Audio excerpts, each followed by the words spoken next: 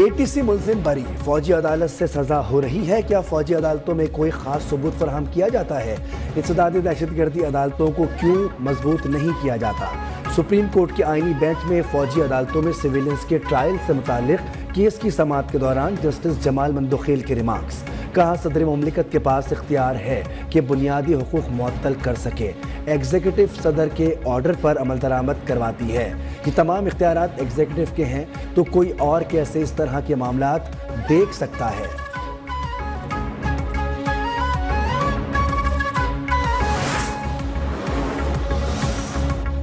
GHQ Karachi base समेत मुख्तलिफ तनसीबात पर माजी में दहशतगर्द हमले हुए। हमें बताएं, इन हमलों का कहाँ ट्रायल हुआ? एक आर्मी चीफ का तैयारा हाईजैक केस आम अदालत में चला। 9 मई वालों ने ऐसा क्या किया कि मिलिट्री कोर्ट जाएं? जस्टिस हसन अजहर रिजवी का फौजी अदालतों में सिविलियंस के ट्रायल से मुतालिक केस की समाअत के दौरान सवाल। जस्टिस नईम अफगान ने सवाल किया, मुल्ज़िमान को फौज की तहवील में देने का इंसदादी दहशतगर्दी अदालतों का तफसीली फैसला किधर है? जस्टिस मोहम्मद अली मजहर ने कहा कि बुनियादी हुकूक की मुअत्तली के लिए एमरजेंसी होना ज़रूरी है। जस्टिस मुसर्रत बोली, मुल्ज़िमान को फौजी तहवील में लिया गया तो ना हुकूक मुअत्तल थे और ना ही एमरजेंसी नाफिज थी।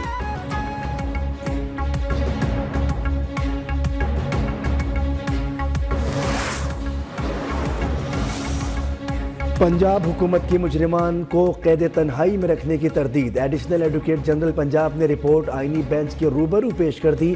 फौजी अदालतों से मुतालिक केस में दौरान समाअत भारतीय जासूस कलभूषण केस का तस्करा। जस्टिस मोहम्मद अली मजहर ने सुप्रीम कोर्ट ने मरकजी फैसले में आर्मी एक्ट की शिक टूटी कलदम करार दी।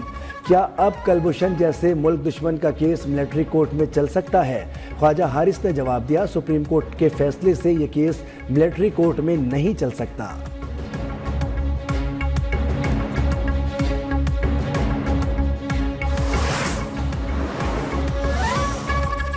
कुछ सियासी जमातों को फुट एंड माउथ की बीमारी है। जानवरों का ही नहीं, सियासी बीमारियों का इलाज भी करेंगे। जब मुंह खोलते हैं उनके मुंह से गालियां निकलती हैं। वज़ीर आला पंजाब मरियम नवाज के नाम लिए बगैर सियासी मुखालफिन पर वार। पाकपतन में लाइव स्टॉक कार्ड लॉन्चिंग तकरीब से खिताब में कहा, डूबती मईशत संभल गई, अच्छी खबरें आ रही हैं। स्टॉक मार्केट ऊपर, महंगाई नीचे जा रही है। अवाम का पैसा अवाम पर खर्च होता है। गुज़िश्ता हुकूमत ने अवाम के लिए कुछ नहीं किया। कहा जाता था सड़कें बनाने से कौमें तरक्की नहीं करती। नवाज शरीफ की तरह उनकी बेटी भी हर वो वादा पूरा करती है। आइंदा बरस 90,000 अफराद को लाइव स्टॉक कार्ड देने का भी ऐलान।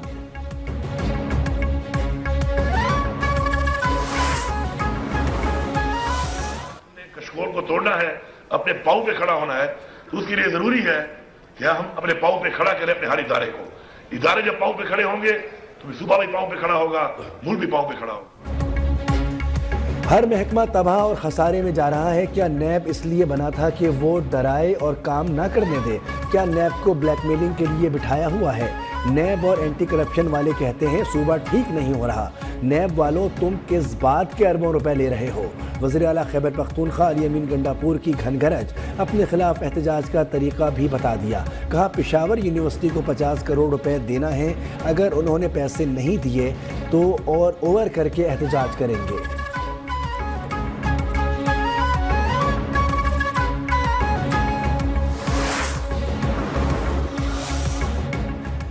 अली अमीन गंडापुर ने दुरुस्त एहतजाज का तरीका अपना लिया। महज़्ज़ब माशरों में एहतजाज पुरअमन ही होता है और काम भी चलता रहता है, जिंदगी मफलूज नहीं होती। वफाकी वज़ीर इत्तलात अता तारड़ का वज़ीर आला KP के बयान पर तबसरा। कहा, काश वो 26 नवंबर और 9 मई को भी चढ़ाई और जलाओ घिराव करने के बजाय ऐसे ही ओए ओए करके एहतजाज करते।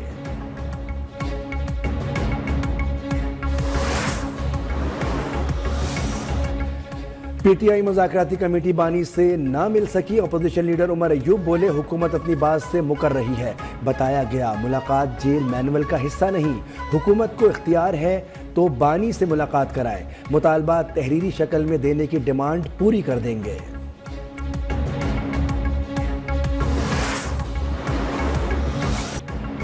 पीटीआई के सेनेटर सैफुल्लाह अबड़ो की नाअहली का रेफरेंस खारिज। इलेक्शन कमीशन ने महफूज फैसला सुना दिया।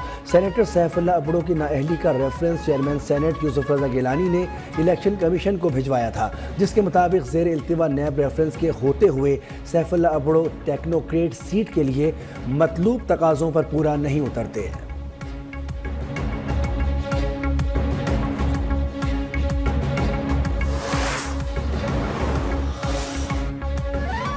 वाईफाई या वायरलेस नेटवर्क के जरिए हसास मालूमात चोरी होने का खदशा। वायरलेस राउटर्स को कम महफूज डिवाइस करार दे दिया गया।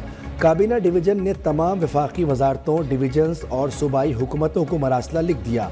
सारिफीन को पासवर्ड पेचीदा रखने की तजवीज़। आलमी ताकतों की ईमा पर इसराइल दुनिया के अमन के लिए खतरा बन गया। ग्रेटर इसराइल के नाम से एक और नापाक मंसूबा सामने आ गया। सऊदी अरब, फ़लस्तीन, मुत्तहदा अरब अमारात और अरब लीग की इसराइली हुकूमत की जानिब से ग्रेटर इसराइल का मुतनाज़ा नक्शा जारी करने की शदीद मजम्मत।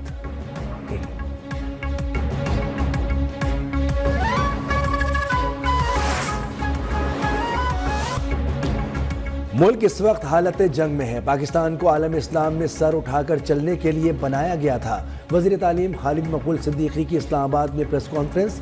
कहा, गुज़िश्ता साल जब वजारत संभाली तो आदाद शुमार परेशान कुन थे। वज़ीर आज़म को बताया एजुकेशन इमरजेंसी की हालत में है।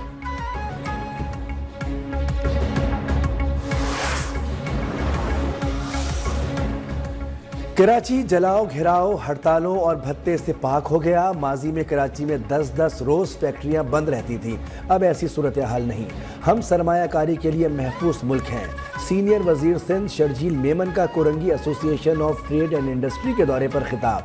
कहा, शहरी इलाकों में तरक्याती मनसूबों में सबसे बड़ी रुकावट तजावुजात हैं।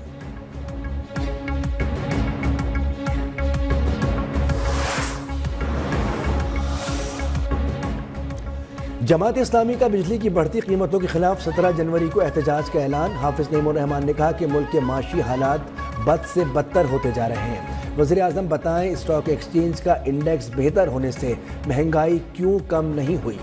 हुकूमत तरक्की के दावे करती है लेकिन खुद उसकी राह में खड़ी हो जाती है।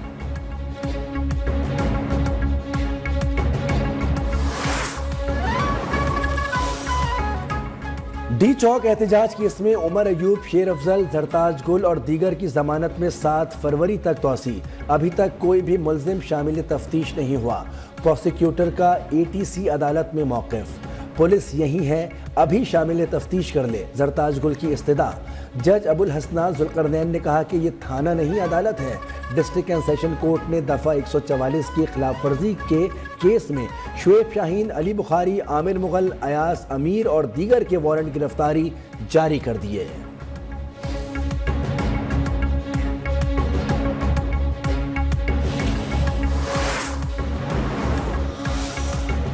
मुल्क भर में सबसे ज्यादा टैक्स देने वालों में कराची सर फहरिस्त रहा। टैक्स वसूली में लाहौर का दूसरा और इस्लामाबाद का तीसरा नंबर रहा। लाहौर से 17.9%, जबकि इस्लामाबाद से 14.1% वसूलियाँ की गई। रिपोर्ट के मुताबिक income tax, sales tax, excise duty और कस्टम ड्यूटी की मद में 30.7% वसूलियों के साथ कराची सर फहरिस्त रहा।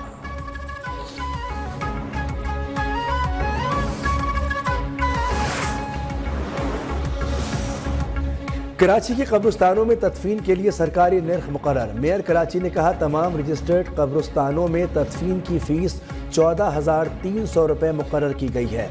मुकर्ररा निर्ख से ज़ायद रकम लेने वालों के खिलाफ कार्रवाई होगी। ज़ायद रकम वसूल करने वालों के खिलाफ 1339 पर शिकायत दर्ज कराई जाए।